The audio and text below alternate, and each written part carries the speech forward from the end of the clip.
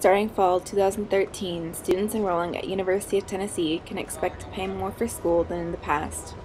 This increase is not due to the annual rise in tuition, but a new payment model the university has put in place called Take 15, Graduate in 4.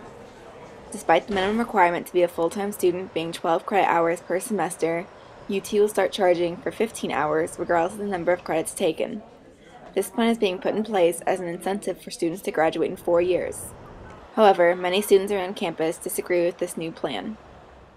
Well, for those such as myself who in their undergrad had to have a part-time job to fund college and living expenses, that would be difficult because there were some semesters where I perhaps had to work 35 hours a week at my job, so I needed to take about 12 hours, and to get charged for 15 when I'm only taking 12 is fairly inconvenient when the reason I'm having to work is to pay for tuition in the first place. Assistant Director of Bands Michael Stewart agrees with the main idea of students taking more hours, but isn't sure that charging students more will really help much with the problem. I don't think so. I don't think the idea of charging students more is going to help at all. I understand the university's need as far as continuing to raise tuition and to help push this university towards being a top 25 school.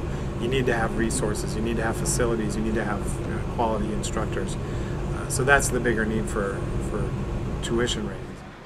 Students believe there are, however, changes that UT can make to help them graduate within this 4-year limit, such as cutting some of the more unnecessary general education requirements and making major required classes more readily available to students who often have to wait for small classes that are only offered for one semester a year.